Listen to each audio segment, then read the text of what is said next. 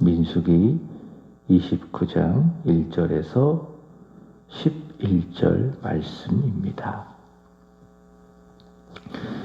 일곱째 달에 이르러는 그달 초하루에 성회로 모이고 아무 노동도 하지 말라. 이는 너희가 나팔을 불 날이니라. 너희는 수송아지 한 마리와 순양 한 마리와 1년 되고 흠없는 순양 7마리를 여호와께 향기로운 번제로 드릴 것이며 그 소제로는 고운 가루에 기름을 섞어 쓰되 수송아지에는 10분의 3이요 순양에는 10분의 2요 어린 양 7마리에는 어린 양 한 마리마다 10분의 1을 드릴 것이며 또 너희를 속죄하기 위하여 순염소 한 마리로 속죄제를 드리되 그달의 번제와 그 소제와 상번제와 그 소제와 그 전제 외에 그 규례를 따라 향기로운 냄새로 화제를 여호와께 드릴 것이니라. 일곱째 달 열흘날에는 너희가 성회로 모일 것이요 너희 심령을 괴롭게 하여 아무 노동도 하지 말 것이니라. 너희는 수송아지 한 마리와 순양 한 마리와 1년 된 순양 7마리를 다 흠없는 것으로 여호와께 향기로운 번제를 드릴 것이며 그 소제로는 고운 가루에 기름을 섞어서 쓰되 수송아지 한 마리에는 10분의 3이요 순양 한 마리에는 10분의 2요 어린 양 7마리에는 어린 양 한 마리마다 10분의 1을 드릴 것이며 속죄제와 상번제와 그 소제와 그 전제 외에 순염소 한 마리를 속죄제로 드릴 것이니라. 아멘. 오늘 읽으실 말씀은 민수기 29장, 시편 73편, 이사야 21장, 베드로후서 2장입니다. 오늘 말씀의 주제는 심령을 괴롭게입니다. 어제 이어서 오늘 말씀도 절기에 드리는 제물에 대한 하나님의 말씀입니다. 오늘 읽으실 민수기 29장 전체를 보면 1절 말씀을 보시면은 나팔절에 대하여 말씀하고 계십니다. 나팔절은 일곱째 달 7월이죠. 초하루 1일, 그러니까 7월 1일 이 날이 나팔절인데 이름처럼 나팔을 불 날을 나팔절이라고 이야기합니다. 그리고 두 번째로는 7절이죠. 속죄일이죠. 7월 일곱째 달 열흘날, 그러니까 7월 10일 이때를 속죄일 또는 대속죄일이라고 이야기합니다. 이 속죄일에 대한 규례는 앞서 우리가 확인했던 것처럼 레위기 16장 거기에 나와 있죠.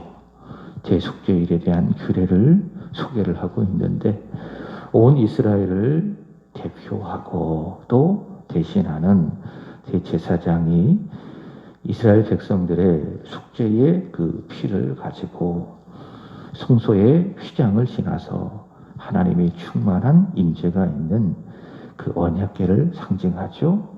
그 지성소로 들어가서 하나님을 만나서 온 이스라엘의 죄를 하나님께 고하고 피로 말미암아 그 죄에 대하여 속죄를 받고 동시에 이스라엘 백성들이 순종해야 하는 하나님의 말씀을 받게 됩니다. 이 날이 바로 7월 10일 속죄일이라 할 수 있겠죠. 그 다음에 세 번째로는 12절 읽진 않았습니다. 일곱째 달 15날, 그러니까 7월 15일은 어떤 날입니까? 여기 보시면은 장막절 또는 초막절이라 할 수 있을 것입니다. 그러니까 7월 15일에 시작을 해서 21일까지, 그러니까 7일 동안 지키는 절기입니다. 이름처럼 집 바깥에서 장막 또는 초막을 짓고 생활을 하면서 매일 제물을 하나님께 드렸는데 이 초막절은 40년 동안 이스라엘 백성들이 광야에서 생활을 했죠. 그 광야 생활을 기억을 하기 위한 바로 이 장막절이라 할 수 있습니다. 정리를 해본다면 나팔절을 통해서는 기억하는 겁니다. 하나님의 은총과 하나님의 권능을 기억을 하고 또 기념하고, 속죄를 통해서는 감히 하나님 앞에 살아갈 수 없는 죄인이지만은 속죄의 피로 말미암아 용서받은 자임을 하나님 앞에 기억하고 기념하고, 장막절을 통해서는 40년 광야 생활을 하게 되어진 이스라엘의 반역, 우리 조상들의 반역을 기억하고, 그러나 하나님은 그럼에도 불구하고 40년 동안 그들을 먹이시고 입혀주신 따뜻한 하나님의 사랑을 기억하고 기념하는 절기가 장막절이라 할 수 있을 것입니다. 이런 나팔절이든 속죄일이든 장막절이든 공통점이 하나 있습니다. 그것은 하나님 앞에 연약하면서 동시에 악한 죄인임을 하나님의 백성으로 하여금 바라보게 하고 직시하게 하고, 동시에 그런 죄인을 사랑하셔서 영원한 언약 아래 묶어주신 우한하신, 그리고 변함이 없는 영원한 하나님의 은혜와 자비를 기억하면서 그 하나님을 이런 절기들을 통해서 마음을 다하고 목숨을 다하고 뜻을 다하여 사랑하고, 동시에 내 이웃을 내 몸처럼 사랑하게 함이 바로 하나님께서 이 절기를 명하신 목적이요, 또 이스라엘 백성들이 이 절기를 지키는 이유라 할 수 있을 것입니다. 그러나 이 목적이 빠지게 되면은, 그래서 그저 이 절기에 대한 그런 내용을 갖고 형식만 지키게 되면 그게 뭡니까? 그거는 복음이 될 수가 없는 거죠. 그거는 그저 죽은 종교이고, 예수님께서 이 세상에 오셔서 그 당시 신랄하게 비판하셨던 유대주의 또 율법주의라 할 수 있는 것입니다. 오늘 말씀의 주제는 심령을 괴롭게인데요. 7절 보시면은 이렇게 말씀하고 있습니다. 일곱째 달 열흘날에는 너희가 성회로 모일 것이요, 너희의 심령을 괴롭게 하며 아무 일도 하지 말지니라. 다시 민수기 29장 7절, 일곱째 달 열흘날에는 너희가 성회로 모일 것이요, 너희의 심령을 어떻게 해라? 괴롭게 하라. 그리고 아무 일도 하지 말아라. 이 말씀 속에 심령을 괴롭게 하라, 이 말씀을 주목을 하셔야 합니다. 자, 심령을 괴롭게 한다라고 하는 것은 두 가지 의미를 가지고 있습니다. 첫 번째로는 문자적으로 이렇습니다. 자기를 부인해라. 너 자신을 부인해라. 그러니까 속죄일에 하는 일이 무엇이에요? 자기 부인입니다. 그게 속죄일에 해야 될 하나님의 명령입니다. 여기서 말하는 자기라고 하는 것은 어떤 건가? 자아를 의미합니다. 내 안에 자아, 나. 근데 어떤 나인가? 욕심이 충만한 자아. 이게 자기입니다. 그러니까 욕심이 가득한 네 자아를 부인해라. 그게 뭐예요? 그게 심령을 괴롭게 하라라고 하는 하나님 말씀의 의미입니다. 모든 사람을 죽음에 이르게 하는 것이 무엇인가? 죄인입니다. 그러니까 모든 사람이 죄를 범하였음에 그 죄로 말미암아 무엇이 찾아왔습니까? 죽음이 찾아왔습니다. 인류의 역사 속에서 늘 존재해왔던 남을 상해하고 해하는 그런 일들이요, 또 그 끝이 살인 아니겠습니까?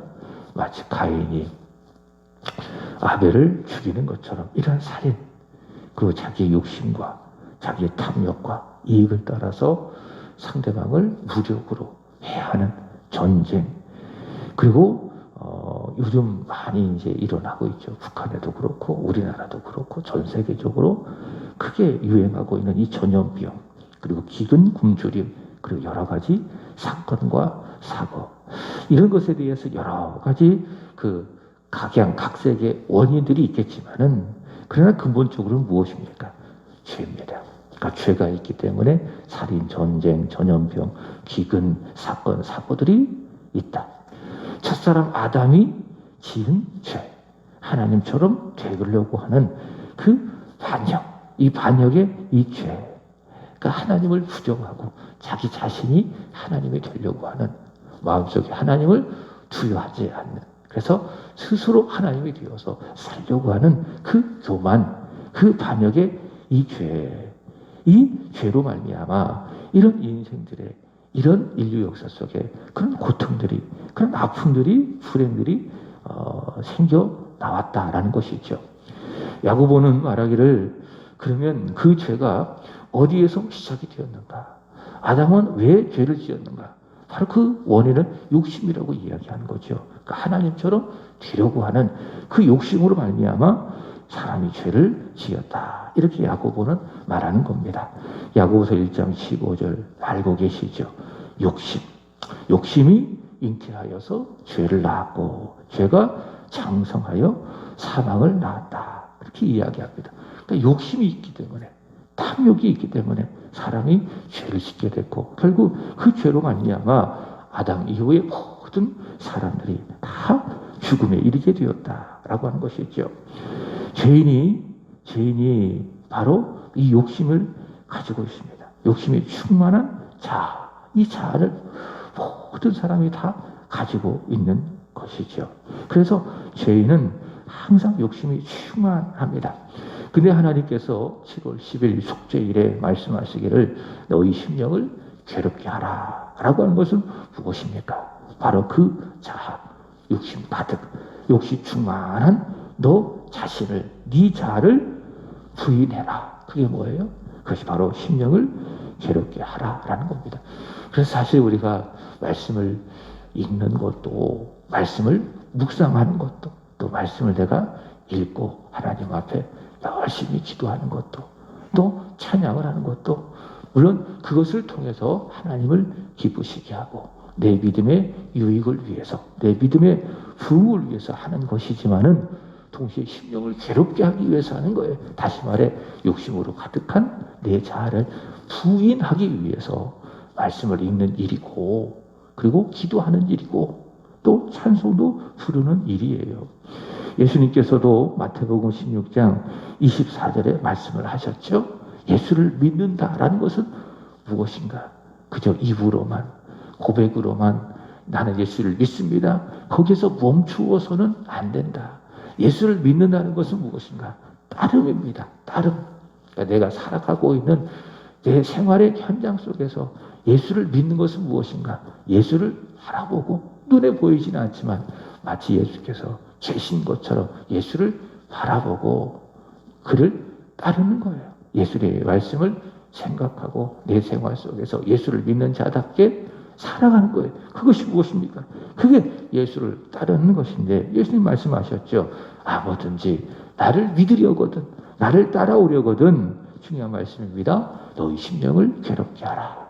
자기를 부인해라. 육신으로 가득한 네 자신을 부인하고 또 너의 십자가가 있지 않니? 그 십자가를 지고 나를 따라오라. 이렇게 예수님께서 말씀을 하셨죠.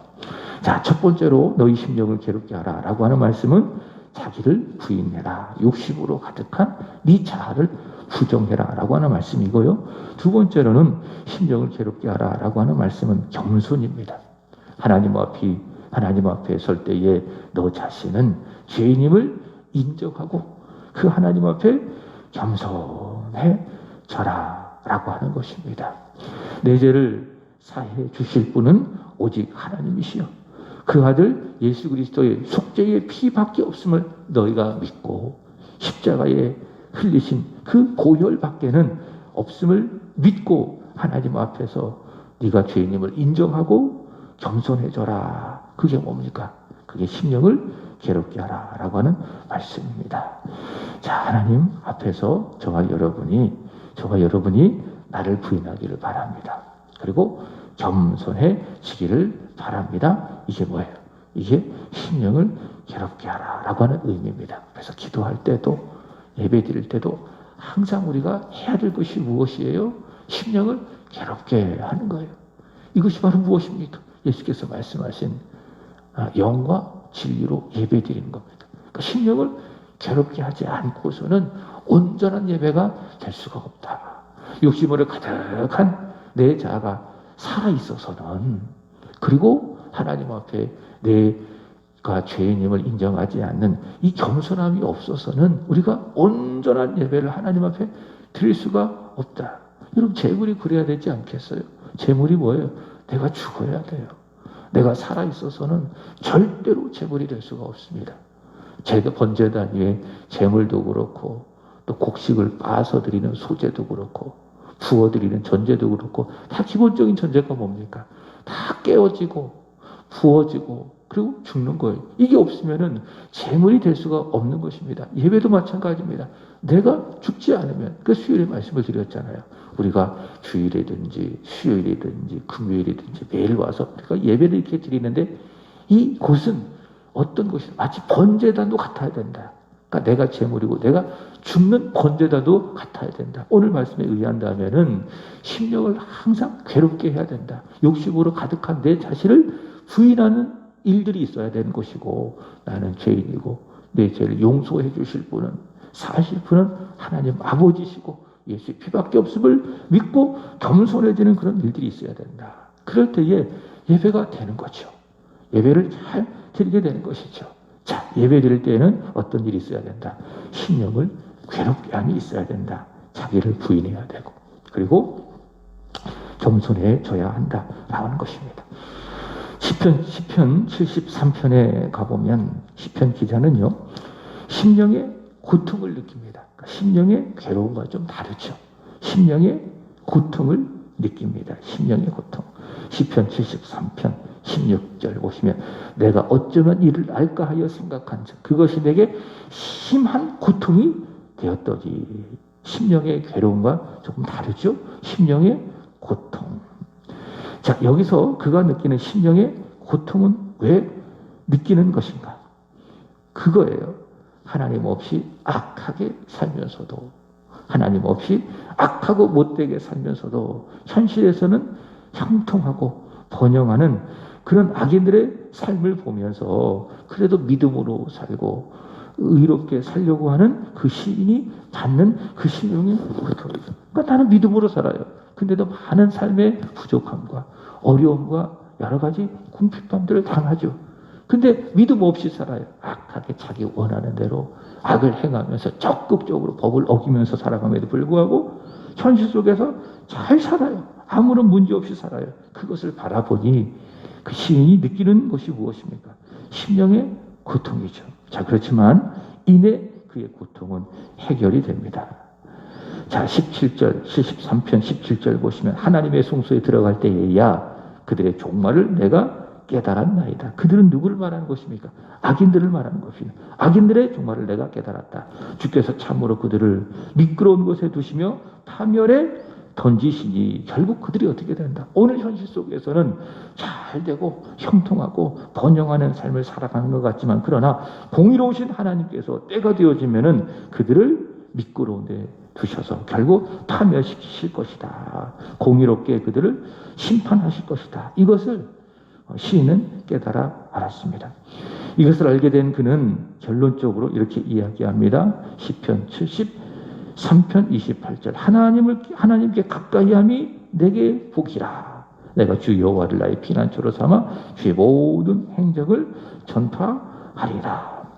이 세상을 보고 악함으로 믿음의 사람으로서 비록 심령의 고통을 느껴도 그로 인해서 불평하지 말고 오직 하나님만을 바라보고 하나님만을 가까이 하겠다. 이게 이제 시편 기자의 마지막 고백이죠. 자, 원망하지 말고 악인들이 잘 된다고 해서 하나님 앞에 불평하지 말고 결국 악인은 미끄러운 곳에 두며 결국 파멸에 하나님께서 공의로 던지실 것이니 더욱 우리는 믿음으로 살아야 되는 거예요.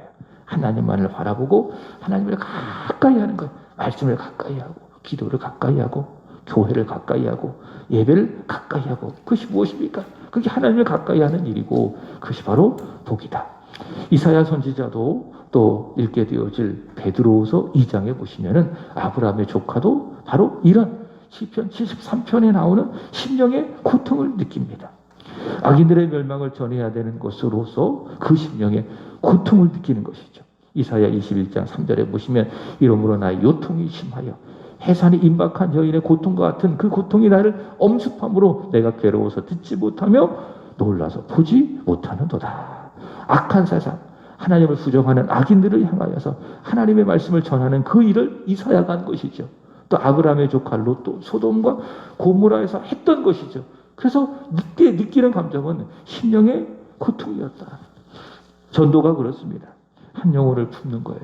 그 믿지 않는 내 부모님들, 내 자녀들, 내 일가 친척들, 형제 자매들을 가슴으로 품고 또 그들의 영혼 구원을 위해서 간절히 기도하고 또 결국엔 전도해서 주님 앞으로 이끄는 것, 마치 이것은 여인이 아이를 품고 있다가 해산하는 그런 것과 같은 것이죠. 그만큼 그 일이 쉽지 않다. 그러니까 품고 기도하고 전도하고 주님 앞으로 이끄는 이 전도가 결코 쉽지 않다. 오늘 말씀에 의한다면 심령에 무엇이 있는 거예요? 고통이 있는 거예요. 심령에 고통이 있는 거예요. 이사야가 느꼈던 심령의 고통, 그리고 아브라함의 조카 롯이 느꼈던 그 고통. 자, 그렇지만은 그 심령의 고통, 하나님 기뻐하시는 고통입니다. 그리고 그 고통에는 무엇이 있습니까? 여기 말씀처럼 열매가 있어요. 전도에는 무엇이 있다고? 열매가 있어요. 전도에는 씨를 뿌리는 거예요. 그러니까 씨를 뿌리면은 싹이 트고 이삭이 나오고 충실한 곡식이 나오는 것처럼 전도에는 무엇이 있습니까? 복음을 뿌리는 것이기 때문에 거기에는 반드시 열매가 있다. 이사야의 고통, 롯의 고통, 심령의 고통, 바로 그 고통에는 열매가 있습니다. 그러므로 우리는 우리 심령에 고통이 있어도 어떻게 해야 합니까? 이 전도하는 일을 그치지 말아야 됩니다. 기도하는 그 일이 끊치지 말아야 되는 것처럼 전도도 마찬가지예요. 전도도 끊치지 말아야 됩니다. 항상 전도하는 거예요. 때를 얻든지 못 얻든지 영혼을 구원을 위해서 기도하고 또 그 사람이 예수 믿고 구원받기를 함께 와서 예배 드릴 수 있기를 열심히 기도하고 또 복음을 전하고 그렇게 해야 되는 겁니다. 이 심령의 고통이 있어도 그 일을 해야 됩니다. 그리고 그 일에는 반드시 결과가 있다. 반드시 열매가 있다. 주님 말씀하신 것처럼 때가 되어지면 30배, 60배, 100배 결실하게 될 것이다. 이 믿음, 이 확신을 갖고 우리는 열심히 심령의 고통을 느끼지만 전도를 해야 되겠죠. 자, 오늘 말씀을 정리해 봅니다. 자, 심령의 괴로움, 그것이 무엇이라고요? 나를 부인하고 겸손해지는 것입니다. 심령의 고통은 무엇입니까? 이사야의 고통, 그리고 롯의 고통, 또 시편 73편의 기자의 고통. 이것이 무엇입니까? 영혼을 위한 고통이죠. 이런 괴로움과 이런 고통, 아주 내 믿음에 유익한 것입니다. 이런 심령의 괴로움, 심령의 고통을 잘 감당해서 믿음이 부흥하고 또 교회는 더 정결해지고 하나님 나라도 더욱더 부흥되어지는 저와 여러분이 되기를 주의 이름으로 축복합니다. 기도하겠습니다. 하나님 아버지, 주님 앞에